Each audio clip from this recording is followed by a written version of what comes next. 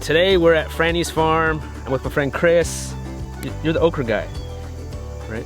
I'll take it. Yeah. Chris we've done a couple videos before. The last time you were on the video, you were writing a book. Yep. This was like last year, I think. Yeah, and we were just over there. Yeah. Looking at the other okra. So the book's done. Book's done. Tell us about your book. This was a lot of okra last year. So we grew a whole bunch of okra, we ate a whole bunch of okra, we researched and interviewed a whole bunch of chefs and local businesses, and this is my little baby. I'm happy to share it with everyone. It's got beautiful pictures by Peter Taylor, it's got recipes, it's got growing advice, that's some of the varieties we grew last year. And it's just all about okra. And it's just, we're calling it a seed to stem celebration. It's the whole okra, so it's really probably anything you want to know, and probably stuff that you didn't know you wanted to know about okra is in this book. All right, I love this shirt. Yeah. Can you buy that shirt anywhere? You can buy this shirt from me. It's like Chelsea Green printed 36 of these shirts. So really? It's very limited edition. Okay, so where are we at? What do you have growing here? Well, maybe to backtrack, like last year we grew those 76 varieties that you might remember from one of Jason's older videos. We are getting ready to plant 6 plants of 60 different varieties of okra. And it was just really fun to grow all that diversity and share it with the local community and chefs and all that sort of stuff. So this year we set up a nonprofit called the Utopian Seed Project to continue that idea of just growing out lots and lots of different things, and we've got another 50 different varieties of okra, so that puts us at over 125 varieties of okra. Wow. Over the last 2 years. But the Utopian Seed Project is more than just okra. We have cow peas and corn and sweet potatoes and the American groundnut. We may get a chance to look at some of our tropical perennials like taro and arrowroot and turmeric and yacon, so some really cool stuff going on just to explore a lot of varietal diversity. And what you're seeing is okra here. We've got 2 long rows of okra. We've got 6 plants of each variety. Have I made you eat an okra flower yet? No, I have not ate an okra flower. Well, have you had breakfast? I think I have room for a flower. So you can eat the whole thing. Some people like to peel off a petal or just go and eat it all. We did video where I ate an okra for the first time. I'll leave a link down to all the videos that we've done together down in the description, but okay, first time eating the flower. Yeah, you can be honest about your action. I've heard it all, you don't have to be shy. I kind of taste like a little bit of bell peppery. So I like to dehydrate them and then use them as a winter tea. So this whole trellis here is the American groundnut. So not the groundnut where people say peanuts are called groundnuts. This is a whole different thing. It's native to the East Coast, and it's actually in the pea family. It's a legume. It's got a high protein content. It stores well. It will perennialize, so you can grow it from year to year. What does it produce? Like, what does it look like? The tuber looks like a potato. It will produce a pod, like a bean pod above ground, so you can just begin to see some of these guys are just starting to flower. And those flowers will eventually form pods like a bean, which will produce a seed if we have a long enough season. But really the valuable crop is this high protein tuber that will grow underground. And that's what you would eat? That's what you'd eat, yeah. Okay. Because you can see that there's no damage on any of the leaves, and yet if you've ever grown beans, they've been eaten up by Mexican bean beetles or Japanese beetles or whatever. Yeah, they look like perfect. Super healthy.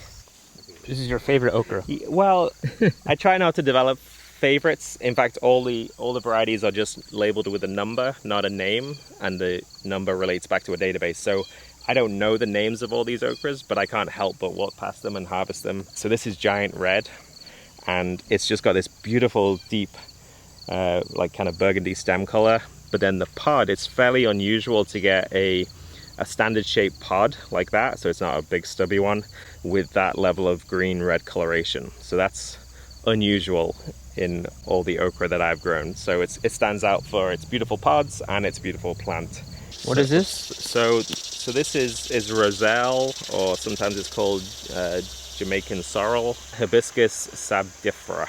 I think that's right in Latin. Like once it flowers, this is really small. They get much bigger than this. You'll know it if you see it, but this is kind of like the calyx, and so that calyx is the outside of the flower. So the flower is going to come out. It'll look a bit like a small okra flower, and then that calyx will close around the flower, and you get this fairly large calyx that you can harvest those, and they're like a fleshy petal-ish, and they've got a kind of a sorrel-esque taste to them. They're really high in vitamin C, and they're really high in pectin. People use it in teas to make the like hibiscus or the sorrel tea. All of these corns are not sweet corns. They're like field corns, dent corns, flower corns. But look how huge they are. Wow. So we're letting them all dry down because we want to get them through to that field corn stage where we can grind them or make tamales or... Yeah, that's like a football. We have 40 different varieties of cow peas. So this whole row is all cow peas. Yeah, and these are cow peas. Yeah, this whole row. Yeah, is cow they peas. look exactly like a yard-long bean, but shorter. Yeah. So same species, different variety. Now, will you have, you're documenting all this stuff that you're growing. Do you have it in a specific site that people could see it? Yeah, good question. So we have the site, the utopianseedproject.org, and that's our non-profit website where you can find out everything you need to know about us. This is likely not to happen until we get into the slower months of fall and winter, but you can see some of the okra from what I did last year. Every variety gets a profile, and so we're profiling them all in these crop-specific galleries, and then you can go into each one if you're interested. You're like, oh, that one looks cool, and find out more about it, and kind of our observational results will be listed there as well.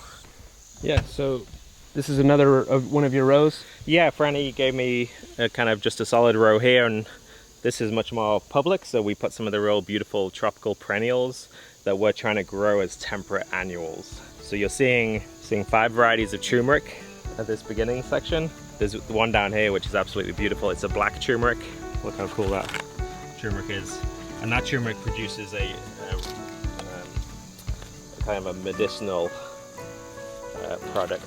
The other ones are more culinary. All right, Chris, you're doing amazing stuff here. It's pretty exciting. So how can people find your book? How can people find more information about what you're doing here? Yeah, so we mentioned the Utopian Seed Project website is just the utopianseedproject.org. There's ways to donate or just get involved that way, just see what we're up to. That's pretty exciting stuff. We're a new nonprofit, so any support is awesome there. Right. And then me personally, I'm probably most active on my Instagram account, which is just the handle Blue and Yellow Makes. And then my website, which I try to write blogs but never have enough time, is blueandyellowmakes.com. And then I also work for Sow True Seed, the like Asheville-based seed company. So there's multiple ways that you'll be able to find me. But in terms of the book, you can find it on Amazon. You can find it at Sow True Seed. You can reach out to me on Amazon, and not Amazon. You can reach out to me on Instagram, and I'm happy to deal with you direct. So lots of ways there for sure. Yeah, I'll put links to all of Chris's information down in the description. And I appreciate you coming out, man. Always fun, Jason. It's always a good experience. I'm eating okra for the first time, eating flowers. It's all a new experience. I like that. Keep you guessing. Yeah.